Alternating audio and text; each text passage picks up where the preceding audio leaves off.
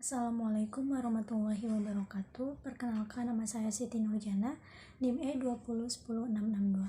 Kali ini saya akan mereview materi pertemuan 11 Hukum Administrasi Negara.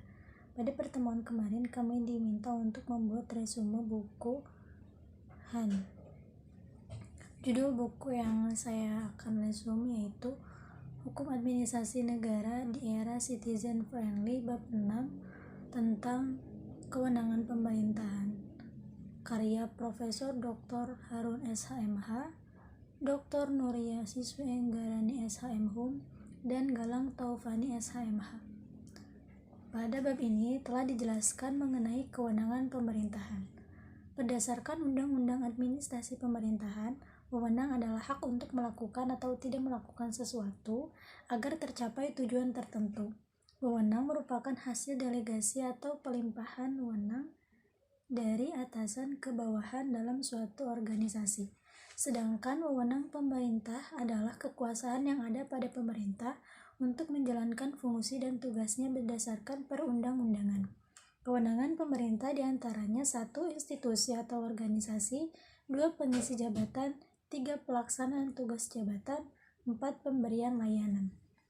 Sumber-sumber kewenangan. Sumber kewenangan dapat diperoleh melalui atribusi, delegasi, dan mandat. Kewenangan atribusi lazimnya digariskan melalui pembagian kekuasaan negara oleh Undang-Undang Dasar, sedangkan kewenangan delegasi dan mandat adalah kewenangan yang berasal dari pelimpahan. 1. Atribusi. Atribusi diatur dalam pasal 12 Undang-Undang Administrasi Pemerintahan. Badan atau pejabat pemerintahan memperoleh wewenang melalui atribusi apabila 1. Diatur dalam Undang-Undang Dasar Negara Republik Indonesia tahun 1945 atau Undang-Undang. 2. Merupakan wewenang baru atau sebelumnya tidak ada. 3. Atribusi diberikan kepada badan atau pejabat pemerintahan. 2. Delegasi. Delegasi diatur dalam pasal 13 di mana pendelegasian kewenangan ditetapkan berdasarkan ketentuan peraturan perundang-undangan. Badan atau pejabat pemerintahan memperoleh wewenang melalui delegasi apabila 1. Diberikan oleh badan atau pejabat pemerintahan kepada badan atau pejabat pemerintahan. 2. Ditetapkan dalam peraturan pemerintah, peraturan presiden, dan juga peraturan daerah. 3. Merupakan wewenang pelimpahan atau sebelumnya telah ada. 3. Mandat.